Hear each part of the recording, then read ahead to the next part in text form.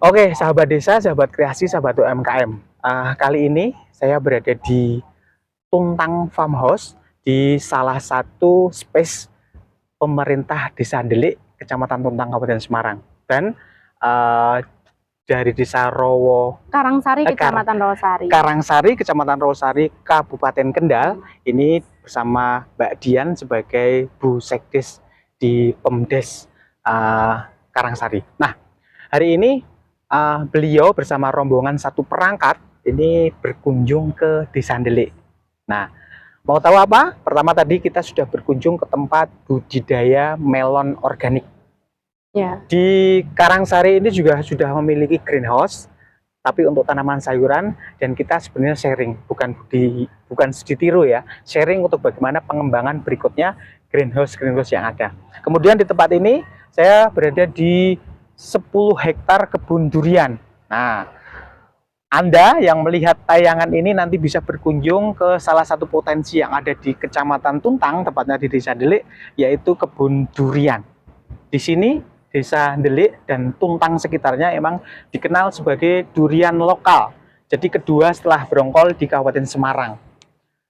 Sahabat desa, sahabat kreasi, saya mau tanya nih, maksud tujuan dari Mbak Dian ke Delik ngapain, Mbak? Ya, saya dari pemerintah desa bersama dengan pemerintahan. Jadi ada beberapa unsur bareng-bareng dari pemerintah desa, juga lembaga, juga pengelola BUMDes.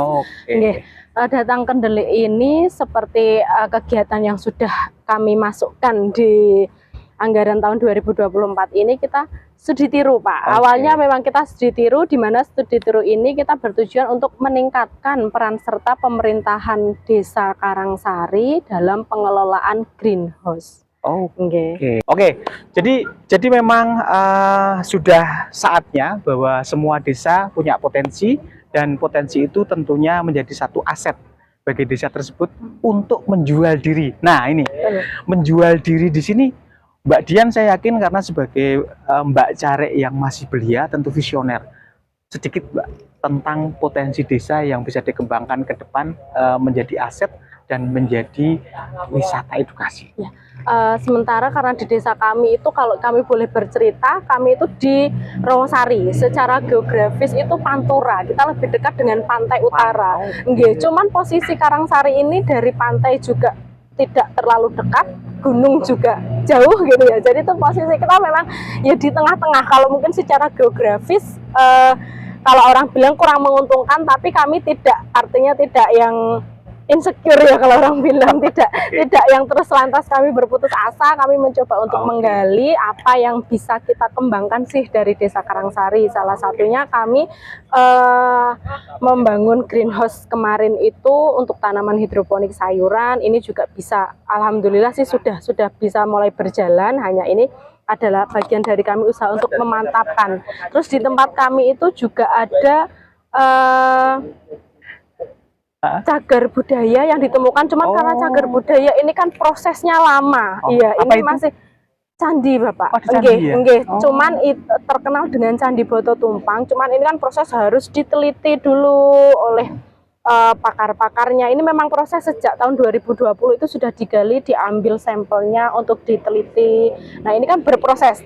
Untuk menunggu itu nanti siap untuk kita menjadi desa wisata, kami berpikir potensi apa lagi sih yang bisa dikembangkan sebelum ke sana. Dan alhamdulillahnya dari pemerintah nasional sendiri, pusat itu kan salah satu programnya adalah ketahanan pangan. Nah, kami pikir ini bisa kok jadi bagian kita mengimplementasikan program nasional terkait dengan ketahanan pangan.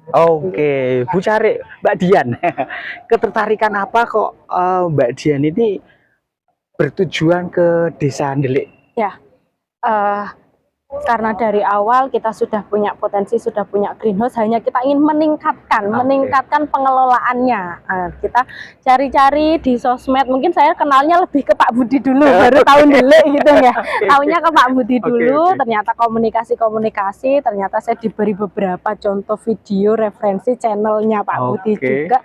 Nah, dari situ ya sepertinya memang bisa nih kita belajar dari Desa Delik gitu ya.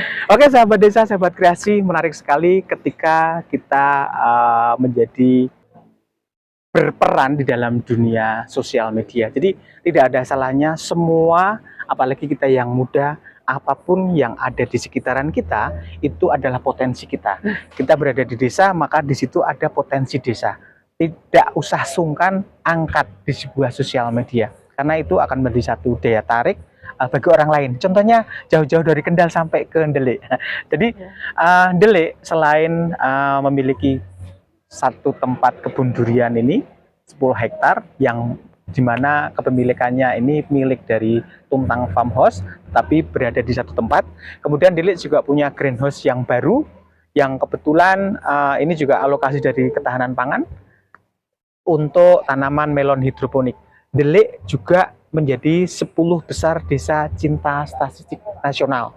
Ini sudah menjadi beberapa rujukan desa kabupaten lain sering ke pemerintah desa Delik. Harapannya kolaborasi ini menjadi satu paket ya, untuk bisa kita jadikan paket wisata.